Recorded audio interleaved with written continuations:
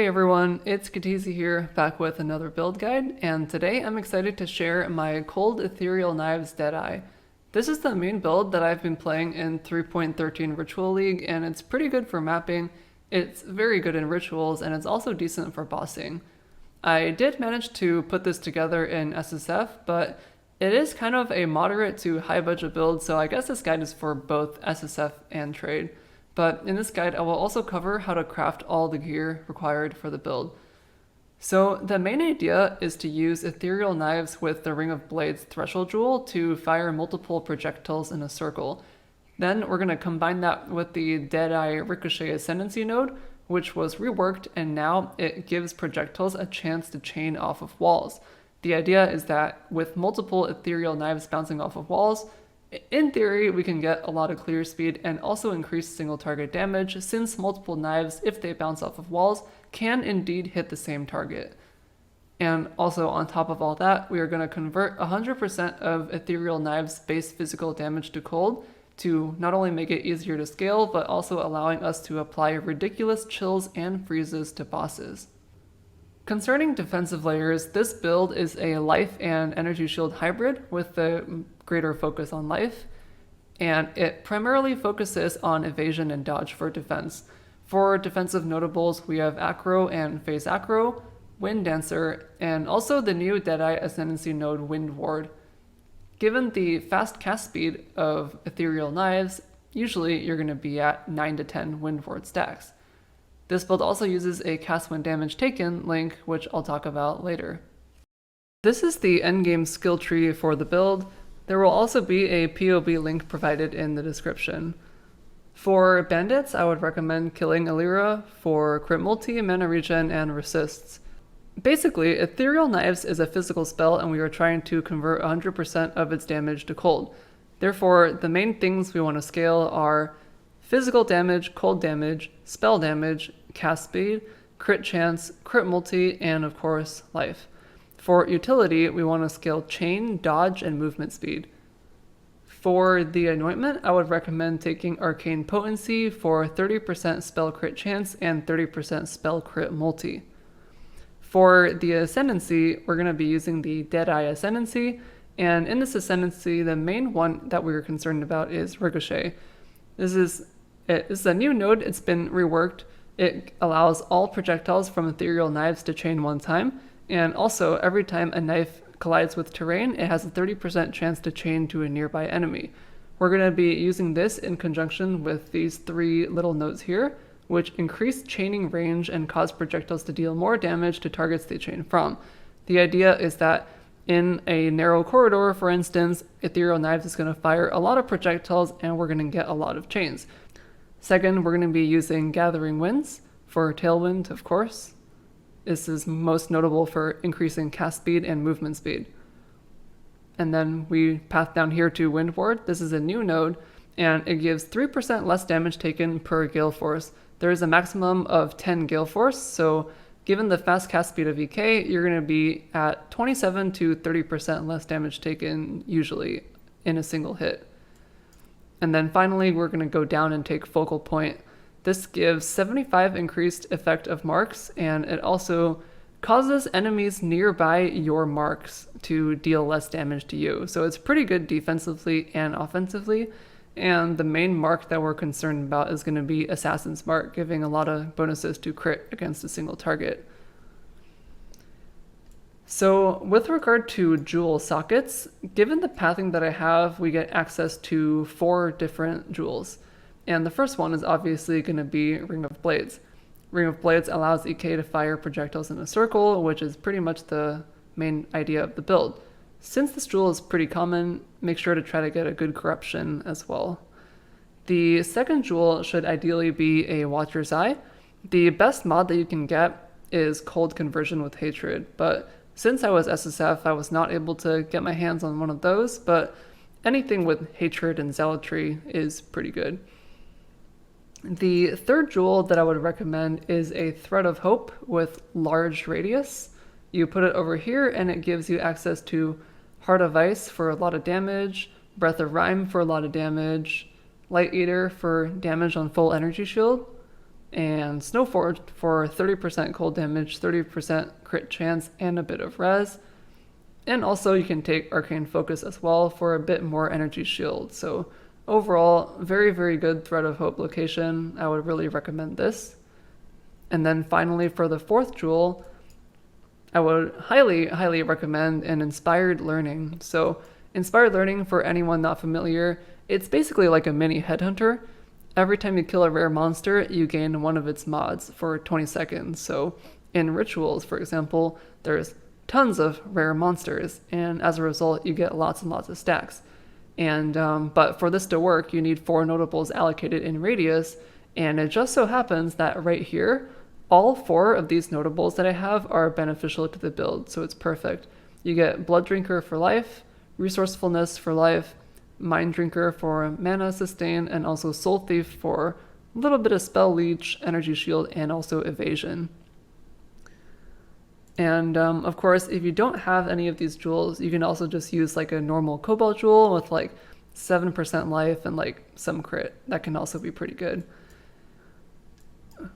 About leveling this build, you have 2 choices. You can either use EK starting at level 1 and just gradually scale that, or you could just use like Toxic Rain and Caustic Arrow.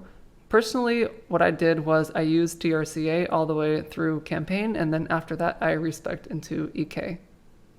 So for this build, the main damage link is going to be a 6-link Ethereal Knives. And of course, since this is a spell gem, try to get a level 21 if you can, since spells scale heavily off of gem level. Then we're going to have Inspiration for crit chance and elemental damage, Spell Echo to greatly increase the cast speed, Pinpoint Support to increase the damage in single target. For anyone who doesn't know how Pinpoint works, it allows spells to gain intensity up to a maximum of 3, which can be increased to 4 with a node on the skill tree. And essentially, it makes all projectiles deal less damage initially, but if you hold the button down, it gives you 30% more projectile damage per intensity. So at 4 intensity, the maximum stacks, you gain 120% more spell projectile damage. So it's like a single target link. It's really cool. It's a really good support. And then moving on, we have Hypothermia to increase the damage that we deal to chilled enemies. And then finally we have Empower. I would really recommend using Empower 4, but Empower 3 could also work if you're on a lower budget. Moving on to the auras, we have Precision for crit chance. We have Hatred, giving a lot more cold damage and also gaining physical damage as extra cold. Then we have Enlighten to reduce the mana cost of all these. And then we finally have Zealotry, which allows you to deal 15% more spell damage, gives crit chance to spells, and also allows you to create Consecrated Ground when you hit a rare or unique enemy. Moving on to this buffs link, these are pretty much just a bunch of random buffs that I found were pretty helpful for mapping. The most important one is Frost Bomb. As just kind of a 1 link, Frost Bomb basically applies 25% cold exposure to nearby enemies, and the pulse is applied during, well, the cold exposure is applied when it pulses, not when it explodes. So instantly when you put the bomb down, everything nearby gets -25 to cold res, so it's pretty good. I usually just use this for bossing and stuff, map bosses, and whatnot. Second, we have Val Grace and Val Haste, and Val Grace gives you a lot of dodge, and Val Haste gives you a lot of cast speed. And then finally, we have Val Righteous Fire, which is a buff that grants 39% more spell damage for a short period of time. And then we have Increased Duration Support, which links to everything else here. It makes all the Val skills here and also Frost Bomb last longer. Then for movement, you can pretty much just use whatever you want. Here I just have Dash, Second Wind, Phase Run, and Enhance just for a little bit of movement. One thing that is important to mention here is that if you put Phase Run in your left mouse button slot, you can actually gain a stack of Gale Force every time you cast it. So that helps with increasing the potency of Tailwind and also Wind Ward. Then finally, we have a CWDT link. Inside of here, we have cast some damage taken at level 1, linked to Immortal Call at level 3, and also Steel Skin at level 10. And then finally, we link all three of these to increased duration. And that pretty much covers the gems. Okay, so the most important thing when gearing this character is figuring out how to convert all of the damage to cold. So 40% can be converted using the skill tree, but to get the other 60%, we have a few options. One option is to use Hrim Sorrow or Hrim Burn to convert 50%. Another option is to use the Glove Syndicate Bench Enchant to convert 25%. You can also use a Crusader Quiver to convert 25%. And finally, you can use a Hatred Watcher's Eye to convert 25 to 40%. Generally speaking, ideally you want 100% conversion, but this build that I'm using right now just uses 25% on the glove and 25% on the quiver for a total of 90%. Not ideal, but it was able to do all content on 90% conversion, so that's just something to keep in mind. With regard to the bow, for this bow, you're going to want a bow that pretty much looks exactly like this. The main important ones here are the 25% crit multi base, the essence crafted spell damage there, a +3 bow using the Katarina craft for +2 support gems, 10% chance to deal double damage, and also finally a crit multi. So the way that you make this bow is you basically try to get any bow with a 25% crit multi base to begin with. I just used Assassin bow. Then you spam Deafening Essence of Woe over and over again until you can annul or harvest remove everything except the spell damage. If you get lucky, it already has crit multi on it. Otherwise, it's fine. You can just get it later. At that point, you have a bow with only the spell damage mod. Then you do multi-mod, cannot roll attack mods, and any suffix, and then you Exalt Slam to guarantee the +1 gems. Finally, or not finally, but then you remove the crafted mods. And then after that, you bench craft any crit mod, then you do harvest, remove crit, add crit over and over again until you get a crit multi-roll that you're happy with. Or you could just YOLO augment crit. Then after you have that, you do multi-mod +2 support gems and 10% double damage. Finally, you do harvest craft elemental damage per quality. So moving on to the chest piece, the ideal chest is going to be something like this, but a bit better. Generally speaking, you need a Val Regalia for energy shield, and then you want eye level 85 so that you can get the Explodey mod. Given that this is Harvest League, it's actually pretty easy to craft Explode.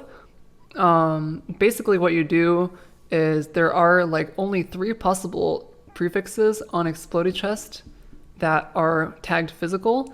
So you just like use harvest physical crafts or jagged fossils until you can get 2 of them, and then you just augment physical to get on the Explode. If you want to Google that, it's a pretty common thing. I'm sure there's lots of information on how to craft that. Additional mods that are nice are, of course, you can apply an additional curse. That is important because it allows you to use Frostbite and Assassin's Mark together. It's actually pretty important to get the additional curse if you can. Additionally, on top of that, if you can manage to get spell crit or power charge on crit, that is also good. And yeah, for the chest piece, generally a 5 link is sufficient because you're just going to be putting Frost Bomb, Grace, Increased Duration, Haste, and Righteous Fire. So 5 link is sufficient there. Moving on to the helmet slot, ideally you take a Hubris Circlet base for the energy shield, and you want it to be eye level 85 Redeemer influence so that you can craft nearby enemies have -9 to cold resistance. And in order to make this, you basically just harvest spam cold crafts or frigid fossil 1-socket resonators until you get it. It's pretty straightforward. Moving on to the amulet, ideally you want to use a 30 strength base. You just want it to have as much strength as possible, since that does seem to be the attribute that build is lacking the most. And ideally you want to be looking for eye level 82 Warlord influence for +1 Fizz gems, or eye level 82 hunter influenced for dex gems. And if you do have an Awakener's Orb, you should totally smush it together. And after that, if you can get a little bit of crit, that is nice. Life is of course nice as well. -9 mana cost is also pretty good to sustain mana cost. And for the anointment, as I mentioned previously, arcane potency for crit chance and crit multi. Moving on to the belt, we have a Stygian Vice, of course, and ideally you want to be looking for a Redeemer influenced Stygian Vice with cold damage and increased damage against chilled enemies, and hopefully get a high life roll as well. As you can see, it's quite a bit of damage if you can land those two mods. Alternatively, you could also use a Shaper influenced Stygian Vice for elemental damage and spell damage and cast speed, or a Warlord influenced Stygian Vice for just generic damage. You could also use a Hunter Stygian Vice for percent life if you wanted to. Given that this is Harvest League, it's actually pretty easy to do this. You just use the Harvest Slam influence to jewelry craft and just use it on Stygian Vices, and eventually you're going to get some good ones. And then for the Abyssal Jewel here, I just have this here. Just generic life and a little bit of crit stuff is pretty good. Moving on to the rings. So the first ring we're going to be using is just any ring, ideally Opal ring base or Vermilion ring base. And the most important mod here is Frostbite on hit. And then ideally you get some other life and res that you can use as well. To make this, you pretty much just harvest craft with caster, and eventually you're going to get it. You could also use the caster giving fossil, although I think it's just so much easier to use harvest crafting for this. And then for the second ring, we have a Shaper ring, ideally with, of course, Opal or Vermilion base. Unfortunately, I was not able to make one of those, but the most important mod here is level 12 Assmark on hit. And you can get this pretty much the same way as making the other ring. Basically just harvest craft with caster and eventually you will get it. Moving on to the gloves slot, ideally you have a fingerless silk glove base. Unfortunately, I didn't find one of those that was good, but there are a couple of different mods that you can look for that are good. The most important one is that you need to save an open prefix for physical damage converted to cold. This is a Syndicate Unveil mod, but it is pretty common. You just slap it on there on the prefix. And other than that, other mods that are good are this one here, increased damage against chilled enemies. This is just a temple mod. You could also get Redeemer influence for added cold damage, Hunter influence on eye level 85 base for unnerve on hit, Warlord influence for spell damage and cooling strike, Crusader gloves for conversion to cold, or Shaper gloves for cast speed and projectile damage. Or of course you could just use like a fingerless silk glove with just life and res. Lots of options here, but the most important mod here is the conversion. Moving on to boots, we have just generic Evasion ES two-tone boots. Ideally, you get a Redeemer boot so that you can get physical damage as extra cold, giving you a nice damage boost. Other than that, this is probably the least important slot in the build, I would say. Just anything life, res, movement speed is generally pretty nice here. Moving on to the quiver, I would really recommend using a Crusader influence quiver. And the reason for that is because you can get physical converted to cold. And in addition to that mod, ideally you get some life and then maybe some res, maybe some crit as well. For the quiver base, you can pretty much use anything you want. I would recommend using Spike Point because of crit chance. But one important thing to mention here is that you should definitely not use Penetrating Arrow Quiver. The reason is that projectiles that pierce cannot chain. So since this is like a chain-oriented build, if you get a Penetrating Arrow Quiver, you miss out on a lot of potential chains because then you have to like skewer 2 enemies before a single chain procs. So do not use Penetrating Arrow Quiver, but any other quiver is okay to use. Then moving on to flasks, a couple of different options here across the budget. Of course, we have a life flask. I like to put immunity to bleeding on that. Then we're going to have a Wise Oak to give 15% cold penetration. Make sure that your uncapped cold res is the highest of all your res.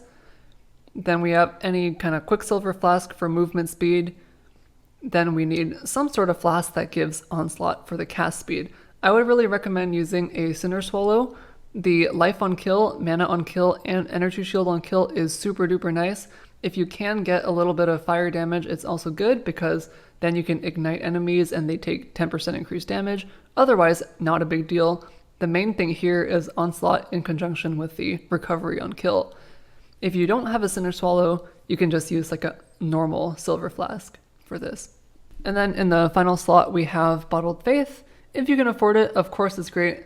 Increased crit chance against enemies on consecrated ground is great, and also 9% increased damage taken is also good as well. If you don't have a Bottled Faith, you can also just use a Diamond Flask just for lucky crit chance. It's also pretty decent. And that pretty much covers the gear.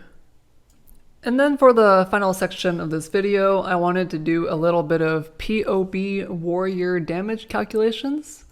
So basically what we have here is, this is the Shaper DPS value here with no buffs on, with all flasks off. So as you can see, I have no buffs enabled and I have no flasks enabled. And this is a 6-link Ethereal Knives, auras turned on, Frostbite, Assassin's Mark on.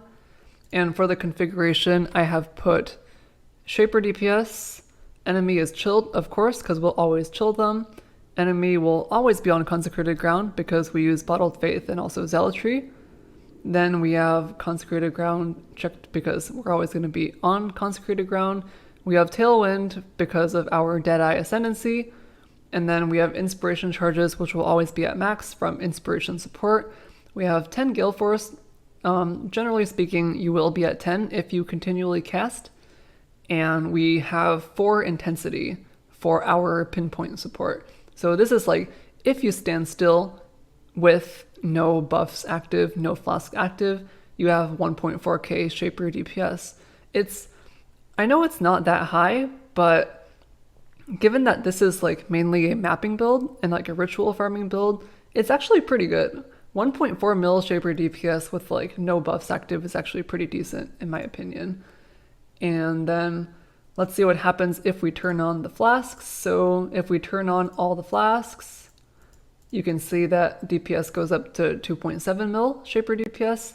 And then if we turn on the buffs, like Val Righteous Fire, Val Haste, Val Grace, Frost Bomb, DPS goes up to 5.4 mil. So if you have everything up, if all the stars align, you can actually get like 5.4 mil Shaper DPS, which is pretty cool.